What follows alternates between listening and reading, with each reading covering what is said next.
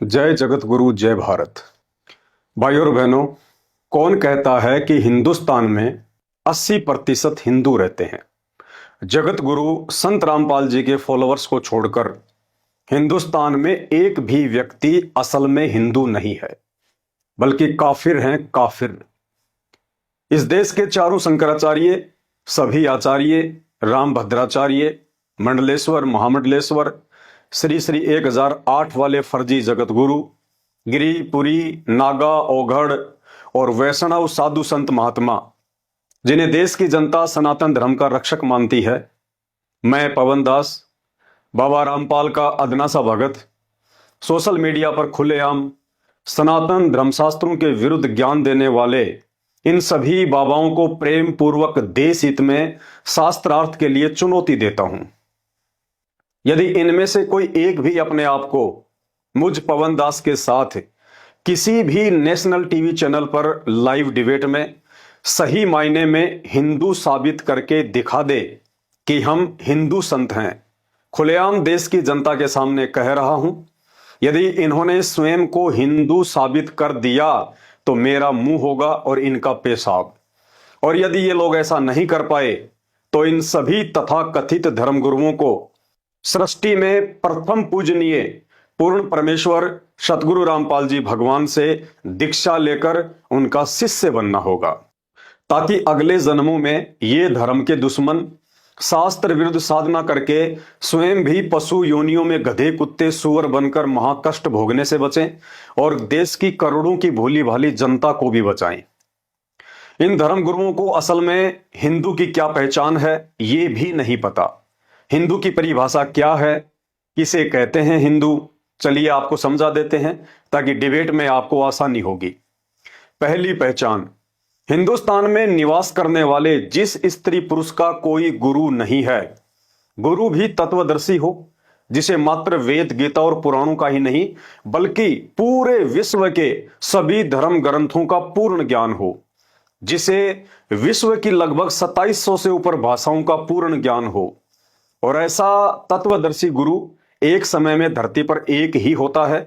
यदि आपने ऐसे संत को अपना गुरु धारण नहीं कर रखा है तो आप हिंदू नहीं हैं बल्कि काफिर हैं, काफिर। दूसरी पहचान, यदि आपकी भक्ति साधना वेदों और गीता जी के अनुसार नहीं है तो आप हिंदू नहीं बल्कि काफिर हैं, काफिर। क्योंकि चारों वेद और गीता जी में कहीं भी राम राम, हरे राम, जय सिया राम, हरे कृष्णा हरे राम, ओम नमो भागवते वासुदेवाय नमः, ओम नमः शिवाय, राधे राधे, जय श्री कृष्णा आदि इस तरह के कोई भी मंत्र जपने का ना ही तो भगवान का आदेश है और ना ही इन मंत्रों का कहीं कोई उल्लेख है। इसलिए उस तत्वदर्शी संत के बताए मंत्रों के अलावा यदि कोई भी व्यक्ति इन मनमुखी मंत्रों का जाप करता है तो वह हिंदू नहीं बल्कि काफिर है, काफिर। तीसरी पहचान, यदि आप कोई भी नशा करते हैं, बेचते हैं, बनाते हैं या पीने पिलाने में किसी का सहयोग करते हैं, जैसे बीड़ी, सिगरेट, गुटखा, जर्दा, तंबाकू, हुक्का, बियर, शराब, अफीम, सुल्फा, गांजा या हुलास सूंघना आदि, तो आप हिंदू नहीं बल्कि काफिर हैं, काफिर। क्योंकि पौराणिक कथाओं के अनुसार तंबाकू के पौधे की उत्पत्ति गाय के खून से हुई है। अब एक तरफ तो आप गाय को अपनी माता कहते हैं और दूसरी तरफ उसी मां का खून पी रहे हैं, तो आप काहे के सनातनी, काफिर हैं, काफिर। चौथी पहचान, यदि आप किसी भी पशु, पक्षी या जीव जंतु का मांस खाते हैं या मारते हैं तो आप हिंदू नहीं हैं बल्कि काफिर हैं, काफिर। क्योंकि सनातन धर्म में किसी भी जीव की हत्या पूर्णतया निषेध है। पांचवी पहचान, यदि आप गीता जी के अध्याय 7 श्लोक 12 से 15 के अनुसार यदि ब्रह्मा, विष्णु, महेश और देवी देवताओं की भक्ति करते हैं तो आप हिंदू नहीं हैं बल्कि काफिर हैं, काफिर। सोचिए, पवित्र गीता जी जिन तीनों गुण रूपी ब्रह्मा, विष्णु, महेश की भक्ति के लिए मना कर रही है और आप उन्हें पूज रहे हैं, तो शास्त्र विरुद्ध साधना करके आप कैसे हिंदू कहला सकते हैं।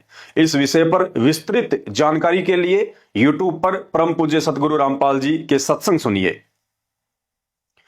छठवीं पहचान, यदि आप पूजा करते हैं, श्राद्ध निकालते हैं, मंदिर में मूर्ति पूजा करते हैं, शिवलिंग पर जल या दूध चढ़ाते हैं, कावड़ लाते हैं, पद यात्रा करते हैं, तो भी आप हिंदू नहीं बल्कि काफिर हैं, काफिर। क्योंकि गीता जी अध्याय 9 श्लोक 25 इस पाखंड पूजा के लिए मना करता है। और गीता जी के विरुद्ध भक्ति करने वाला हिंदू कैसे हो सकता है? वह तो काफिर हो सकता है, काफिर। सातवीं पहचान, चोरी, जारी, ठगी, मिलावट, रिश्वतखोरी, कालाबाजारी, गाली गलौच, मारपीट, व्यभिचार और भ्रष्टाचार जैसे कुकर्मों में लिप्त व्यक्ति हिंदू नहीं बल्कि काफिर है, काफिर। आठवीं पहचान, पर स्त्री को बहन बेटी के बजाय गंदी नजरों से देखने वाला या व्यभिचार करने वाला हिंदू नहीं बल्कि काफिर है, काफिर।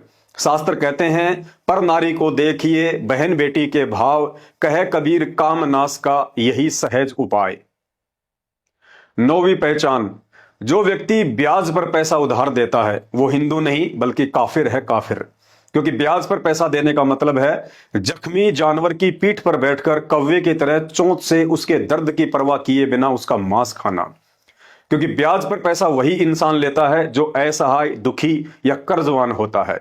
और ऐसे महादुखी व्यक्ति की मात्र उधार मदद करने के बजाय उससे ब्याज वसूल करना उससे और अधिक घाव देने के समान है और आप परमात्मा के दोषी बनते हैं। तो ऐसा व्यक्ति भी हिंदू नहीं हो सकता, वो भी काफिर है, काफिर। भाइयों और बहनों, अब आपके मन में एक सवाल उठेगा कि इन मर्यादाओं का पालन करना तो हमारे 33 करोड़ देवी देवता और ब्रह्मा विष्णु महेश के वश से बाहर की बात है, फिर इंसान कैसे निभा सकता है? जी हां, बिल्कुल सही सोचा आपने। इन सभी सद्गुणों से हमारे देवी देवता भी परिपूर्ण नहीं है। हमारे 18 पुराण देवी देवताओं के कर्म व कुकर्मों के साक्षी हैं। देवताओं के राजा इंद्र ने अपने ही गुरु गौतम ऋषि की पत्नी अहिल्या के साथ क्या किया था सर्वविदित है, बताने की जरूरत नहीं है। देवों के देव महादेव कहे जाने वाले शंकर जी ने मोहिनी के साथ क्या किया था सर्वविदित है, बताने की जरूरत नहीं है। श्री सुख सागर में लिखा हुआ पढ़ लेना। श्री विष्णु जी ने शंखचूड़ राक्षस की पत्नी तुलसी के साथ शंखचूड़ का रूप बनाकर क्या किया था सर्वविदित है, बताने की जरूरत नहीं है। श्रीमद् देवी भागवत पुराण को पढ़ लेना।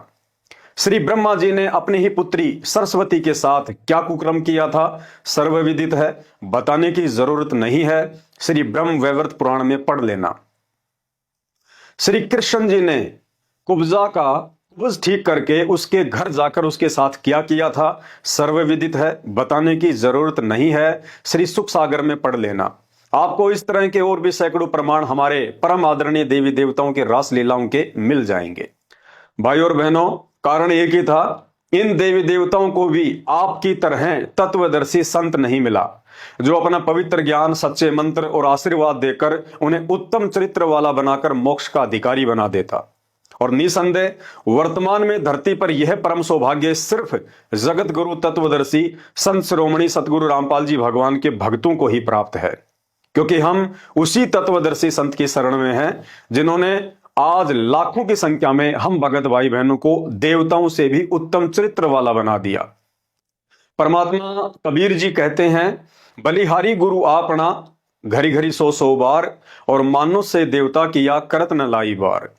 यदि मीडिया और सरकार धर्म के नाम पर समाज में कैंसर की तरह फैल चुके इन तमाम स्वयं को सनातनी और कट्टर हिंदू कहने वाले साधु संत शंकराचार्यों के अज्ञान और पाखंड को जनमानस के सामने लाकर इस देश को वास्तव में एक सच्चे हिंदू राष्ट्र की श्रेणी में लाकर खड़ा करना चाहती है तथा शास्त्र विरुद्ध घटिया साधना और कर्म कांड से मुक्त करना चाहती है, तो परम पूज्य परमेश्वर सतगुरु रामपाल जी भगवान के चरणों की धूल मैं पवनदास अपने गुरुदेव के आशीर्वाद से इन सभी तमाम कथित धर्मगुरुओं से शास्त्रों के आधार पर ज्ञान चर्चा के लिए तैयार हूं।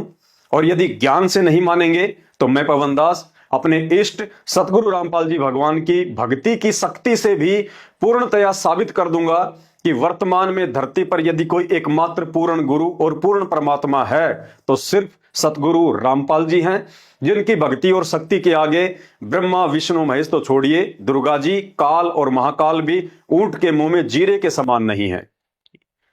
इसके अलावा धरती पर किसी भी साधु संत महात्मा के पास पूर्ण मोक्ष प्राप्ति का मार्ग नहीं है। यह भी साबित कर दूंगा कि युग परिवर्तन 2028 के बाद जो महापुरुष भारत देश को विश्व गुरु का दर्जा देंगे वह महापुरुष सतगुरु रामपाल जी ही हैं। विश्व की तुलना में यदि भारत देश को आगामी महाविनाश के वक्त कोई महापुरुष कम से कम नुकसान होने देगा तो वह महापुरुष भी सतगुरु रामपाल जी भगवान ही है। दुनिया आगामी महाविनाश को देखते हुए दिन रात यूट्यूब पर जिस कल की भगवान को खोज रही है, वर्तमान में वह कल की स्वयं सतगुरु रामपाल जी ही हैं।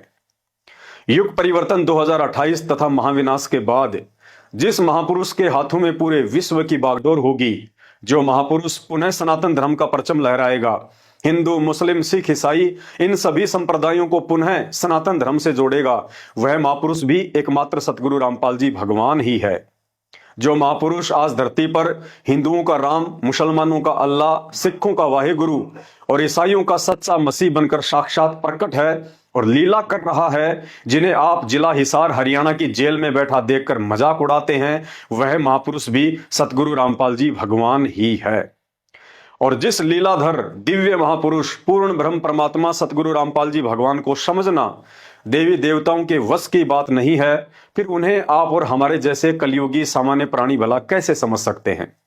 उन्हें वही प्राणी समझ सकता है जिस पर वे स्वयं अपनी दया दृष्टि करें, और उनकी दया दृष्टि व सद्बुद्धि प्राप्त करने के लिए पहला नियम है कि निष्पक्ष होकर अपने आप को धर्म व जात पात के घटिया बंधनों से कुछ समय के लिए दूर रखकर ध्यान से कुछ दिन यूट्यूब पर उनके सत्संग सुनेंगे और विचार करेंगे तो निश्चित ही आपको वे समझ में आएंगे।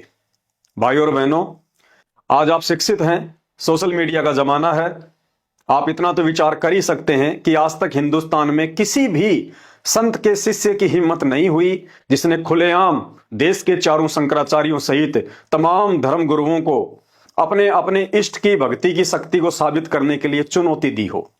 अतः जगत गुरु कहे जाने वाले हमारे भारत देश को पाखंड मुक्त करने के लिए आप भाई बहनों का भी यह कर्तव्य बनता है, आप अपने अपने धर्म गुरुओं तक ये बात पहुंचाएं कि गुरुदेव बाबा रामपाल जी का एक अदना सा भगत सरेआम आप लोगों को नेशनल टीवी चैनल पर डिबेट के लिए पुकार रहा है। हे गुरुदेव, आप तो सभी धर्मशास्त्रों के प्रकांड ज्ञानी हैं, आपको तो गीता जी और चारों वेद जुबानी याद हैं, आप उसकी चुनौती को स्वीकार करें और शास्त्रार्थ के लिए सामने आए ताकि हमारा सीना गर्व से चौड़ा हो जाए कि हमारे गुरु जी भी किसी से कम नहीं है। भाई और बहनों, मैं गारंटी के साथ कह सकता हूं इनमें से एक भी धर्मगुरु सामने नहीं आएगा, क्योंकि जगत गुरु तत्वदर्शी संत रामपाल जी भगवान के शास्त्र प्रमाणित तत्व ज्ञान के आगे इनका घटिया ज्ञान LKG स्तर का भी नहीं है। आप भाई बहनों से पुनः निवेदन करता हूं, आप अपने आसपास नंगे भूखे प्यासे और सर्दी गर्मी बरसात में असहनीय कष्ट उठाने वाले गधे कुत्ते सूअर आदि जानवरों को देखकर भी विचार नहीं करते हैं कि यदि आज इन पाखंडी धर्मगुरुओं के अज्ञान से बाहर निकलकर सच्चे गुरु की शरण में आकर शास्त्र विधि अनुसार सतभक्ति की शुरुआत नहीं की गई तो यह अनमोल मानव शरीर छूटने के बाद अगला नंबर गधे कुत्ते सूअर बनने का आप लोगों का ही है। भाई और बहनों, ठोकर खाकर तो जानवर भी समझ जाता है, परंतु समझदार इंसान उसे कहते हैं जो दूसरों की ठोकर से अपना पैर तुड़वाने से बचे। अपने फालतू के व्यस्त समय से कुछ समय निकालकर YouTube पर संत रामपाल जी महाराज जी के सत्संग सुनना शुरू करें, क्योंकि सोशल मीडिया पर इस तरह के सच्चाई से युक्त वीडियो बनाने का मेरा मकसद पैसा या प्रसिद्धि पाना बिल्कुल भी नहीं है, बल्कि आप धर्म के नाम पर भटके हुए भाई बहनों का ध्यान अपनी आत्मा के असली पिता सतगुरु रामपाल जी भगवान के सत्संगों की तरफ आकर्षित करना है। आप तक सूचना पहुंचाना मेरा फर्ज था, आगे निर्णय लेना आपका काम है। आपने यूं ही अपना जन्म गंवाना है या परमात्मा संत रामपाल जी की शरण में आकर अपना आत्म कल्याण करवाना है, क्योंकि पूर्ण मोक्ष प्राप्ति का यह मौका जो वर्तमान में धरती पर आज हमें प्राप्त है, यह मौका देवलोक में देवी देवताओं को भी सुलभ नहीं है।